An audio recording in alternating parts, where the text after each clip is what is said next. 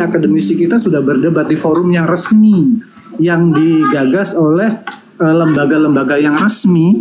Tetapi apakah ada ada hasil yang membuat kita bisa hidup dalam ketentraman, kedamaian antar sesama? Kan tidak ada, sama saja gitu loh. Jadi pada hakikatnya menurut saya perdebatan memang itu sesuatu yang harus dilakukan, tetapi bukan solusi, karena perdebatan sudah sangat-sangat sering kita laksanakan dan hasilnya nihil gitu loh, Bang. Bagaimana menurut Abang? Iya, jadi gini, saudara, berdebat itu bukan karena ingin menang atau kalah, bukan. Berdebat karena seruan agama. Islam memerintahkan serulah manusia dengan cara yang hikmat dan ajaklah mereka kepada kebenaran. Kristen pun begitu. Perintahnya jadikanlah seluruh bangsa menjadi murid. Artinya kita ini anak bangsa, memiliki keyakinan. Islam kita yakini mengajarkan untuk diserukan kepada orang lain. Kristen juga demikian, diperintahkan untuk menjadikan seluruh bangsa menjadi Kristen. Nah, mari kita duduk sama-sama. Ayo Kristen, ajak kami menjadi Kristen. Silakan ajak kami menjadi Kristen. Namun sebagai sales, saya umpamakan sebagai sales, ketika Anda mempromosikan agama Anda, di situ ada item-item pokoknya. Pertama tentang konsep Tuhan. Ajarkan apa yang Anda jual, produk tentang Tuhan. Silakan Anda paparkan. Ketika kami sebagai umat Islam yang diasah untuk meyakini Tuhan itu ada berdasarkan akal, maka kami menelaah penjelasan produk yang kalian jual bernama Tuhan itu. Tentu landasannya adalah akal, tidak rasional. Kami menolaknya, bukan? Dah selesai materi itu. Sebaliknya, Anda pun demikian. Silakan Anda kemudian melihat apa yang kami sampaikan tentang konsep ketuhanan. Tuhan itu tidak serupa dengan makhluk. Silakan Anda uji klinik. Uji berdasarkan Bible. Uji berdasarkan kitabnya Yahudi. Uji berdasarkan dengan akal Anda. Apakah Tuhan itu serupa dengan manusia? Apakah Tuhan itu serupa dengan burung merpati? Apakah Tuhan itu serupa dengan makhluk? Kalau ada masuk di akal Anda terima, Anda tolak Islam itu. Tapi kalau masuk ke dalam akal Anda, gimana cara Anda untuk memilih antara menolak atau menerima? Kasih pelan. Itu poinnya. Tidak perlu kita berdiskusi untuk kemudian kalah menang. Tidak perlu.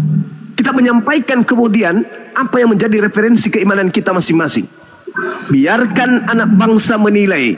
Biarkan anak bangsa kemudian yang menerima edukasi dari dua belah pihak.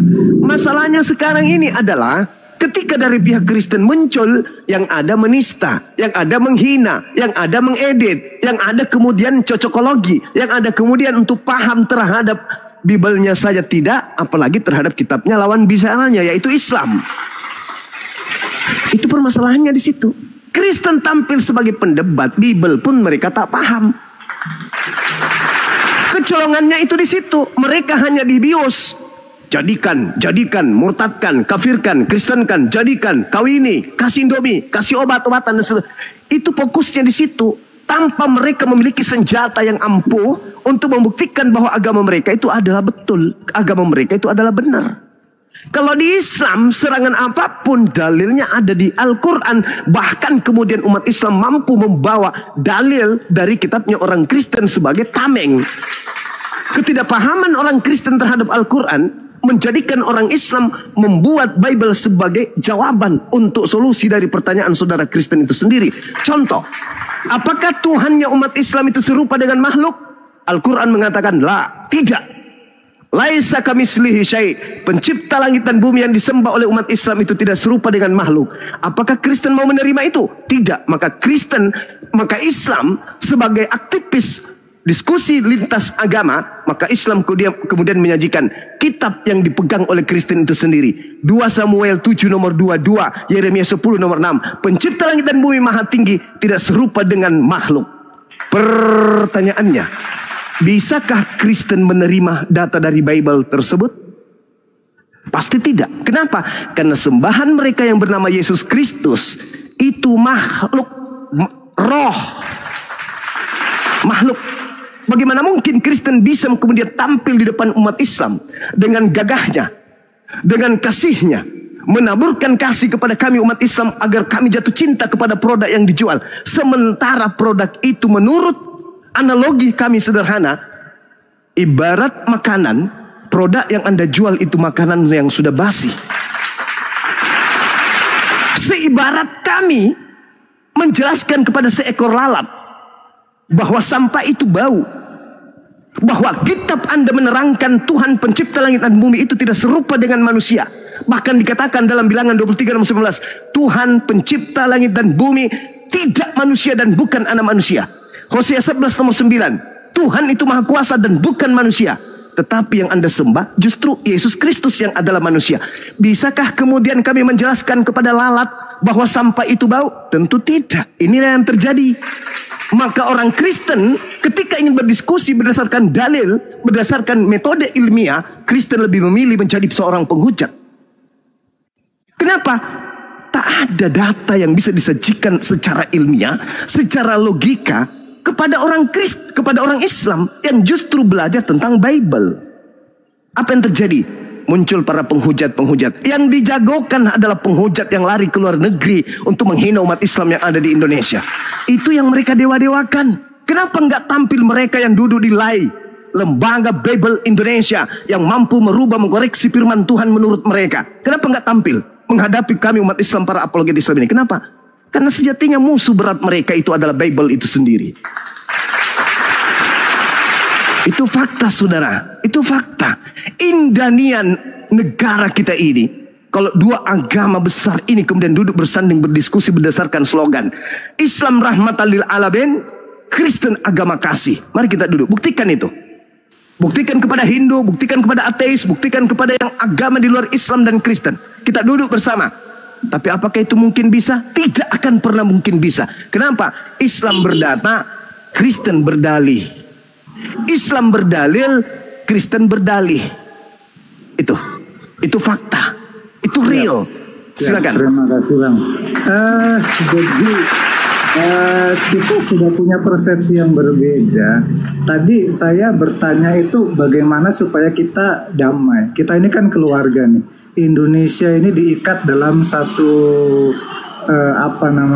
untuk kita itu satu gitu. Kita saudara, lepas dari agamanya apa. Abang tadi memberikan penjelasan bahwa Islam agama syiar yang harus mensyiarkan, harus membuat orang lain mau masuk Islam. Kristen juga demikian. Menurut saya tadi kan sudah saya sampaikan bahwa perdebatan bukan kali ini saja. Perdebatan itu sudah bertahun-tahun dan tidak ada hasilnya sama sekali. Yang Kristen masuk Islam banyak, yang Islam masuk Kristen banyak.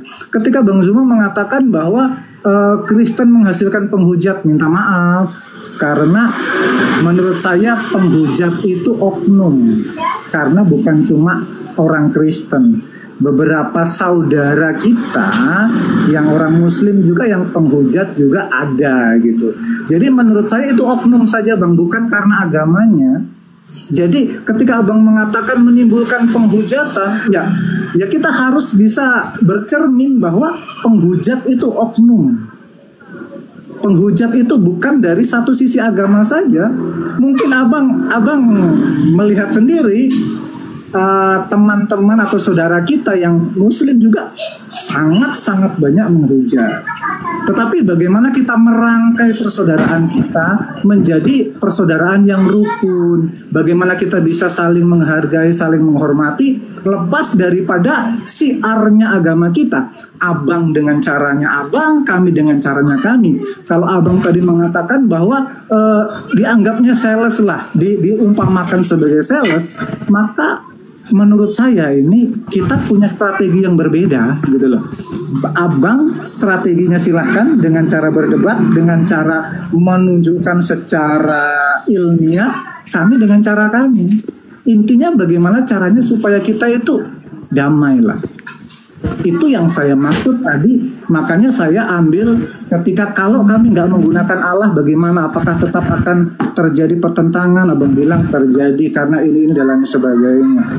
Kalau jawaban abang seperti itu, berarti nggak ada solusi untuk ketentraman atau perdamaian di antara kita, kan begitu? Itu maksud saya. Baik, terima kasih kawan. Jadi Islam agama syiar, Kristen agama syiar. Sama-sama syiar.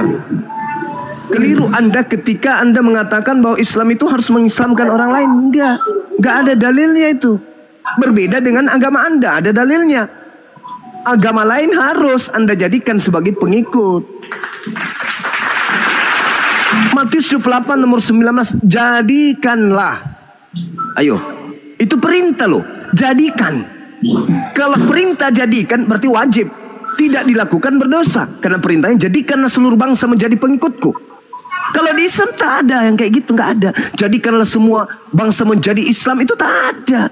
Jadikanlah semua bangsa menjadi pengikut Nabi Muhammad, itu tak ada dalilnya. Tak ada. Cuman di Kristen yang ada dalil seperti itu. Jadikanlah seluruh bangsa menjadi pengikutku. Baptis mereka. Kalau di Islam tak ada. Di Islam la ikraha fid din. Tidak ada paksaan dalam memeluk agama Islam. Bahkan Islam mengatakan lakum dinukum waliyadin. Bagimu agamamu, bagi kami agama kami. Jelas itu di Islam. Tapi kalau di Anda, jadikan seluruh bangsa. Jadikan seluruh bangsa. Coba, jadikan seluruh bangsa. Itu perintah itu bang. Kalau ada perintah, jadikan semua beras ini jadi nasi, maka tak ada satu butir beras pun yang tidak jadi nasi. Karena itu perintah. Di Islam, kaidahnya jelas. Ud'u ila sabili rabbika bil hikmah wal mau'idatil hasana wajadilhum billati hiya ahsan. Serulah manusia seluruhnya kepada jalan Tuhanmu dengan cara hikmah dan dengan cara pengajaran yang baik. Dan sekalipun kalian berdebat, apa kata Allah? Wajadilhum billati hiya ahsan. Berdebatlah dengan mereka dengan cara yang baik. Dalil seperti ini tak ada di Kristen. Tak ada. Jadikan seluruh bangsa. Nah, oleh karena pondasi awalnya yang mengatakan jadikan, ya, maka apa yang terjadi? Harus kemudian saudara Kristen menegakkan kemudian amanat agung ini. Karena polanya tidak berhasil, pola yang lain dipakai. Pola yang baru tidak berhasil, pola yang lain diganti.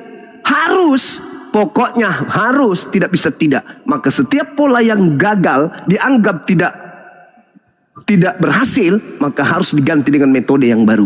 Itu dalam agama saudara. Harus. Karena itu adalah kewajiban. Makanya Anda mengatakan kita memiliki metode dan cara yang berbeda. Yes. Contoh.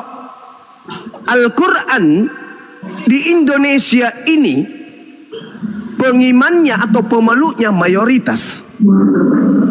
Adalah kesempatan bagi orang Islam. Andai saja Islam itu dipaksakan untuk dianut oleh orang di luar Islam, untuk mengganti istilah-istilah terjemahan di dalam terjemahan Al-Quran dengan menggunakan istilah-istilah Kristen.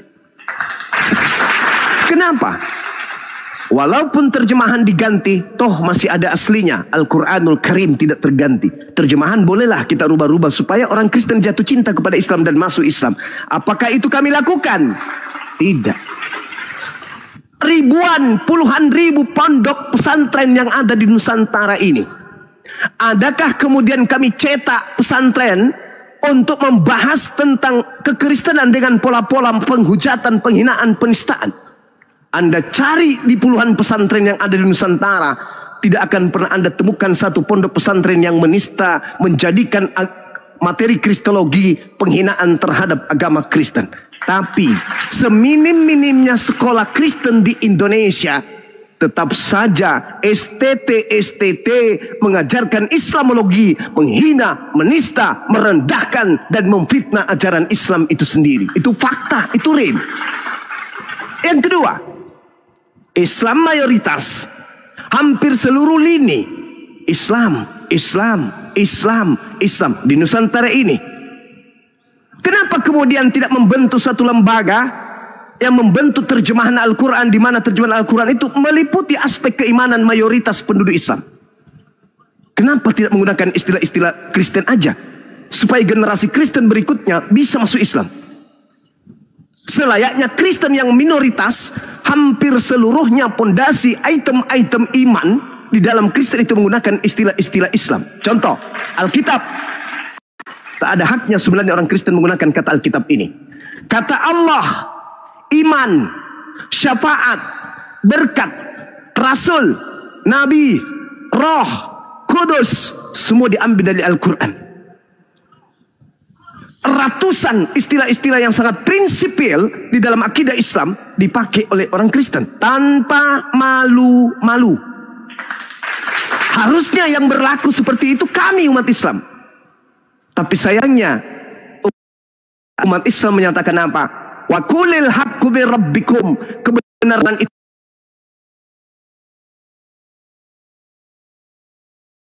datang dan detek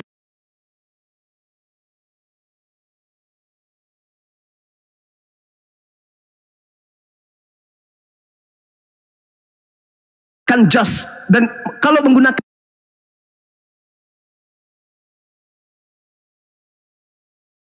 jas itu tidak menarik simpatik, maka menggunakan baju koko. Kalau baju koko juga tidak menggunakan baju simpatik, maka gunakan kopiah. Kalau tidak juga menggunakan itu, sudah menggunakan itu dan tidak menarik simpatik, maka buat Bible dalam bahasa Arab agar orang-orang Islam terperdaya menganggap bahwa Injil atau Bible itu adalah Al-Quran itu sendiri. Itu fakta, itu real. Kenyataan itu ada, fenomena itu ada di tengah-tengah kita. Yang ketiga, saudara. Yang ketiga, ketika kita berbicara mengenai konsep dialog, berbicara mengenai konsep debat, umat Islam senantiasa menyajikan data di dalam berdiskusi dan tidak menolak data tersebut. Tapi kalau di Kristen, jangankan Al-Quran, Bible pun mereka tolak. Ada apa ini? Kenapa bisa demikian? Bukankah agama Kristen diajarkan untuk disampaikan kemana-mana, ke seluruh bangsa? Harusnya orang Kristen itu mendudukkan Bang Suma itu sebagai orang yang pantas dijadikan sebagai orang yang senantiasa menyampaikan kabar gembira dari Bible. Siang malam Bible diulas, siang malam disampaikan kepada seluruh makhluk yang mendengarkan TikTok dan YouTube. Harusnya tepuk tangan untuk Bang Suma, bukan dilaporkan ke pihak kepolisian. Karena itu niat di dalam Bible itu sendiri. Beritakanlah Injil kepada seluruh makhluk. Siapa yang memberitakan Injil kepada umat Islam? Yang rutin memberitakan Bible ke umat Islam itu siapa 24 jam?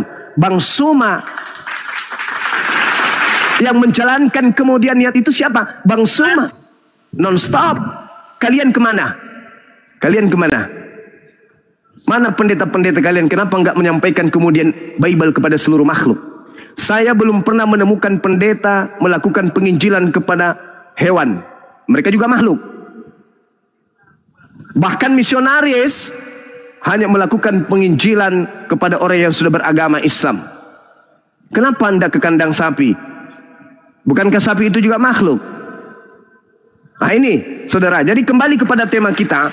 Ketika Islam itu agama syiar dan Kristen juga itu agama syiar, harusnya duduk bersanding kita membahas tentang dua agama ini. Konsep ketuhanan kita bahas pertama kali dengan elegan, dengan cara-cara yang sesuai dengan data, bukan doktrin dan dogma.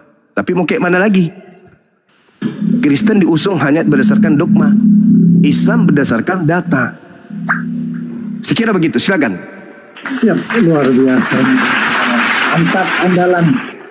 Sepintas saja, sekilas Bang Zuma minta referensi. Menurut Bang Zuma, syiar itu artinya apa kan? Syiar itu sama tablik. Jadi ya? Syiar itu artinya menyampaikan. Menyampaikan. Oke, menyampaikan. Siap. Oke, siap. Memberitakan. Iya, silakan. Jadi Bang Zuma tadi sepakat bahwa kita sama-sama agama syiar, agama yang menyampaikan, agama yang ingin menunjukkan agama kita kepada orang lain.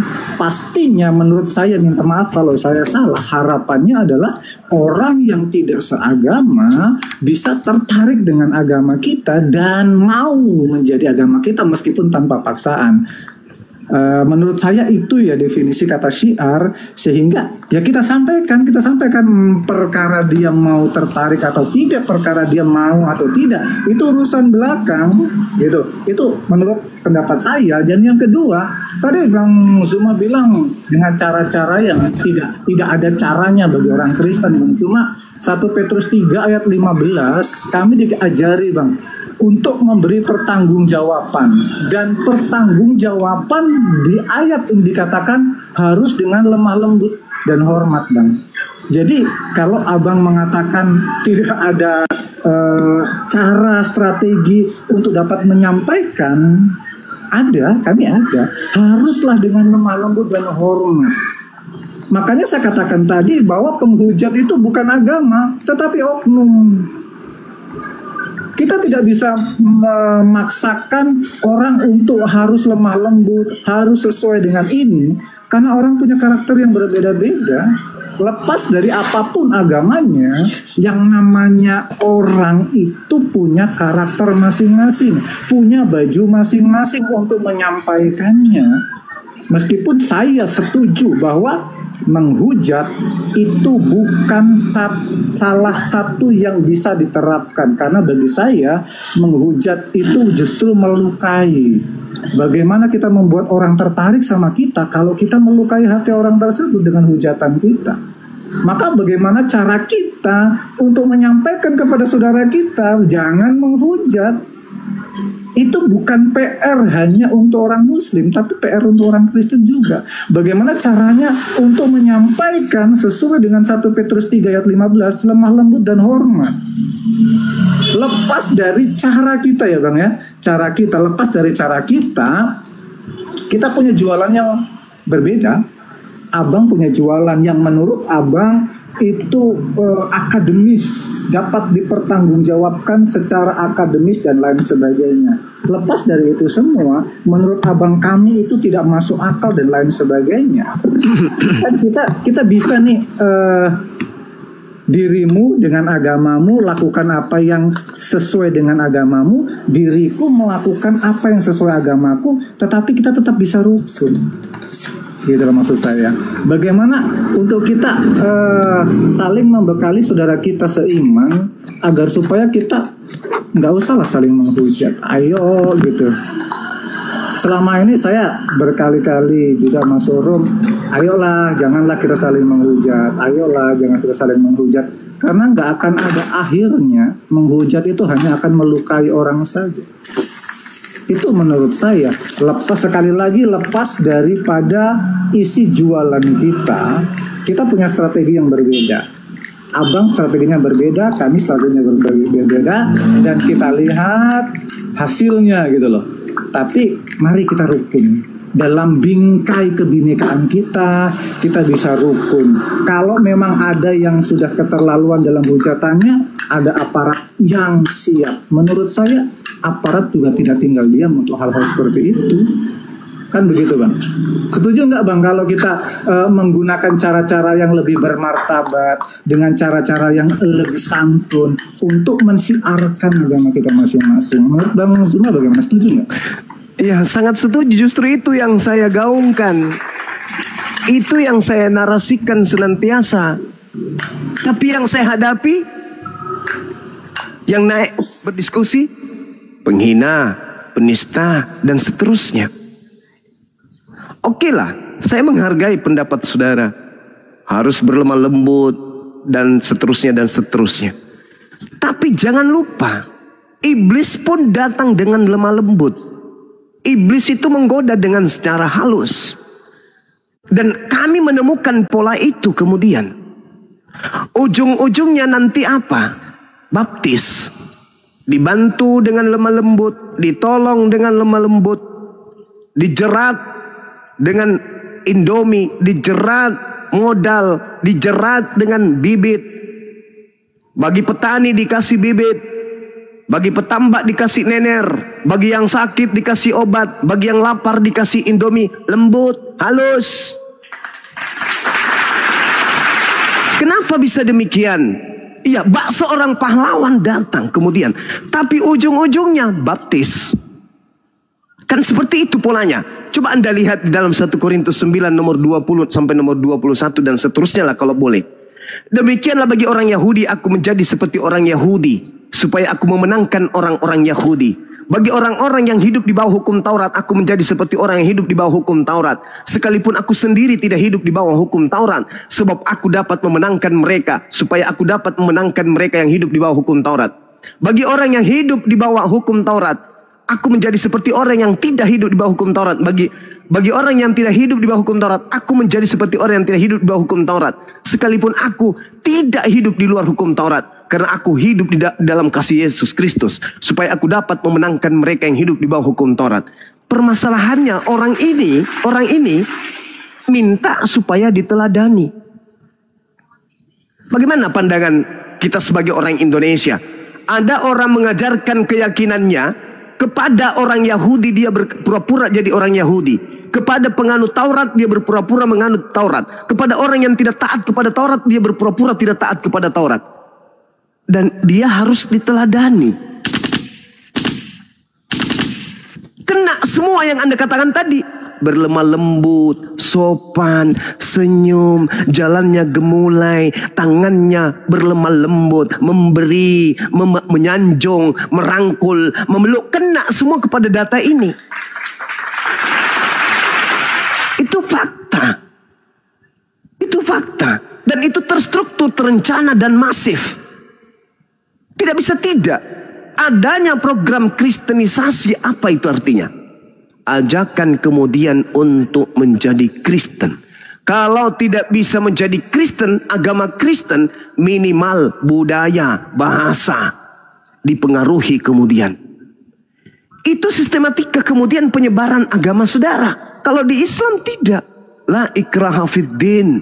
Islam datang ke Nusantara dengan damai, dengan perdagangan. Orang yang berdagang kemudian terlihat oleh penduduk, oleh pribumi, ibadah, sholat, baca Quran dengan tenang. Kemudian mereka melihat, ini lagi ngapain? Ditanya, tadi kisana ngapain? Saya lagi menyembah kepada pencipta dan bumi. Oh kayak gitu ya. Memang apa agamanya? Islam. Pulang pembeli, besok datang lagi. Loh kok begitu lagi? Berapa kali Anda harus begini setiap hari? Harus kami selama-lamanya begini. Minimal 5 kali. Tertarik, belajar. Akhirnya semakin luas pengaruh Islam itu. Karena jatuh cinta. Bukan karena doktrin, bukan karena dogma, bukan karena lahir dari sana. Bukan. Nah, inilah yang terjadi. Sehingga ketika saya ditanya, apakah Anda menginginkan? Saya rindu. Saya rindu untuk berdiskusi baik kepada saudara-saudara saya Kristen.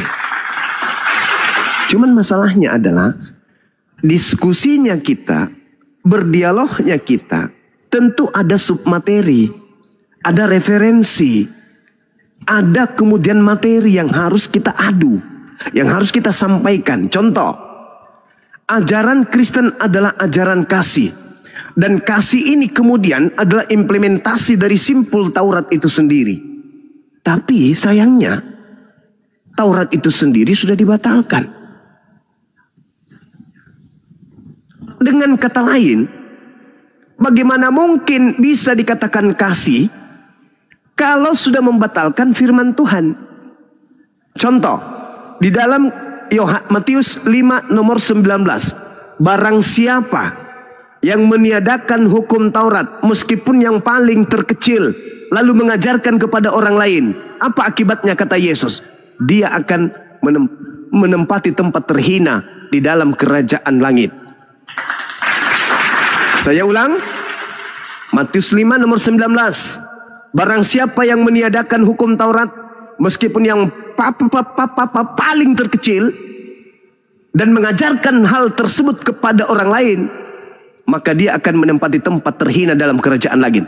Nah, kalau ini terdata sangat akurat, lalu kemudian orang Kristen memiliki anak yang belum tahu apa-apa, diajarkan makan babi, di mana babi itu diharamkan dalam Taurat, apakah itu bisa disebut kasih? Sementara orang ini telah sadar mengajarkan anaknya untuk meninggalkan hukum Taurat, yaitu makan babi. Ini yang disebut kasih. Apakah pantas kemudian agama ini disebut kasih ketika dia mengajak secara sadar anak darah dagingnya sendiri untuk menempati tempat terhina di dalam kerajaan langit alias neraka. Lalu Kristen datang dengan nuansa slogan kasih. Kami orang Islam yang paham Bible hanya tersenyum. Percuma Anda menjual kasih, sementara Anda telah mendudukkan diri Anda duduk pada tempat yang hina di hadapan pencipta langit dan bumi, yaitu menghalalkan apa yang diharamkan kemudian Tuhannya Bani Israel. Dan itu ucapan Yesus. Barang siapa yang meniadakan setitik pun dari hukum Taurat, meskipun yang paling terkecil, lalu mengajarkan kepada tantenya, pamannya, opungnya, kakeknya, kekasihnya, anaknya, cucunya, tetangganya, maka dia akan menempati tempat terhina di kerajaan langit. Kira-kira pastor dan pendeta kena nggak? Kena. Kira-kira Anda yang datang berdebat dengan saya mengajarkan ajaran kasih, kena nggak Anda? Kena dong. Kena. Lalu kasih apa yang Anda ingin jajakan? Nah, ini masalah berat. Saya kira begitu, saudara. Silakan. Siap, luar biasa Bang Zuma. Begini Bang Zuma. Tadi kita memang secara esensi untuk pengajaran kita tidak mungkin berdebat masalah itu karena Bang Zuma sudah menguasai tentang itu. Saya hanya sekedar beberapa hal mengenai kekristenan. Jadi esensi mengenai pengajaran kita tidak bisa perdebatkan kali ini. Cuma yang saya ingin kita sampaikan bahwa saya menghargai, menghormati Bang Zuma dengan caranya Bang Zuma untuk dapat menyampaikan kebenaran Quran, menyampaikan kebenaran Islam dengan metode dan caranya Bang Zuma. Saya tidak protes. Coba Bang Zuma lihat di bawah ini, di taping-tapingan ini, hujatan terhadap saya itu ribuan yang sudah ada di sini. Itu bukan orang Kristen. Dan itu tugas siapa? Untuk membuat mereka sadar bahwa hujatan itu kurang pantas. Kan begitu Bang Zuma ya? Setuju ya? Bahwa hujatan itu bukan berdasarkan agama. Saya yakin mereka yang menghujat itu tidak percaya kepada agamanya. Karena mereka tidak mengikuti saran dari agamanya. Bagaimana Islam dengan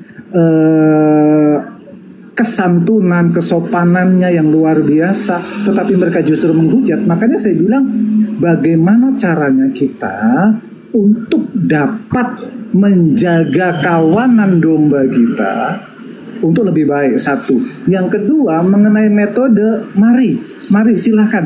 Abang dengan caranya abang, kami dengan caranya kami. Abang mengajak berdebat dengan akademisi, ya boleh. Tapi dengan akademisi kami yang siap untuk itu.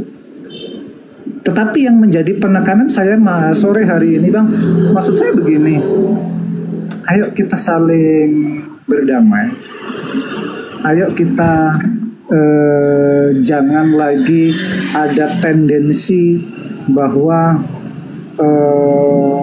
yang beda itu musuh. Karena kita kan saudara. Kita saudara, kita harus saling menghargai. Kita diikat dalam bingkai kebinekaan, saling menghargai. Yang kamu silahkan dengan dirimu, dengan caramu, dengan strategimu, dengan apapun caramu, apapun jualanmu. Oke, ketika Bang Zuma mengarah kepada Paulus yang seperti ini, ayatnya di sini. Kan permasalahannya bagaimana Bang Zuma dapat mengcounter itu supaya orang-orangnya Bang Zuma tidak terpengaruh dengan itu gitu loh. Setuju Bang Zuma? Iya. Begitu maksud saya. Oke, terima kasih Bang Zuma. Begini, saya di Papua, ini sudah sore. Besok kami akan pelayanan untuk ibadah. Saya minta maaf, mungkin lain kali kita bisa berbincang lagi. Sekali lagi saya minta maaf dan terima kasih untuk waktunya. Selamat menunaikan ibadah puasa. Tuhan memberkati semuanya. Shalom. Iya. Iya. Salam Bang. Terima kasih. Jadi gini, mungkin Anda masih bisa mendengar meskipun saudara di bawah. Kaidah di Islam itu kata Allah, yuhikkal haqqa wa yubtilal batil. Allah kemudian memperkuat posisi yang hak itu adalah hak. Untuk apa? Untuk menghilangkan kebatilan. Yang hak, hak. Batil, batil. Hak, benar, benar. Batil, salah, salah. Harus dikatakan seperti itu. Jadi jangan saudara mengatakan bahwa netizen saya ini menghujat. Tidak. Hujat itu artinya mencaci, mencela, memfitnah atau menghina. Sedangkan ketika ada orang berkata, itu bau, hitam itu gelap, itu bukan menghina, itu bukan mencaci, itu bukan mencela, itu bukan memfitnah. Itu menguraikan yang hak. Kalau ada kemudian yang bau, seperti misalnya kotoran sapi, dikatakan harum, wah, justru itu yang menghujat. Berarti orang itu tidak mendudukkan pada rel yang seharusnya. Jadi ketika dikatakan Anda itu cuma asumsi, misalnya hanya pandai memutar kata, misalnya Anda membantah isi Bible Anda sendiri misalnya, dan netizen saya mengatakan itu netizen saya tidak sedang menghujat. Netizen saya sedang menguraikan yang hak, yang sebenar-benarnya. Tidak menyatakan penghinaan, pencela dan seterusnya. Mengatakan sampah itu kotoran, itu bukan mencela. Bukan mencela. Mengatakan kafir itu ingkar, itu bukan mencela. Mengatakan hitam itu adalah warna, mengatakan kambing itu adalah binatang, mengatakan bang suma itu adalah manusia, itu bukan mencela, tetapi mendudukkan yang hak itu hak, batil itu batil. Jadi jangan kemudian Anda memfitnah netizen saya yang ada di bawah, karena netizen saya berbicara sesuai dengan fakta yang ada, bukan menghujat, bukan menista, tapi mereka sedang mendudukkan yang hak agar orang-orang yang lemah akal bisa lebih menggunakan akalnya dengan baik. Sekira begitu saudara, silakan. Sahabat-sahabat yang lain silakan. Waalaikumsalam. Waalaikumsalam warahmatullahi wabarakatuh. Silakan Dinda, kita siap untuk asar. Silakan. Siap. Baik, saudara Liz, selamat sore.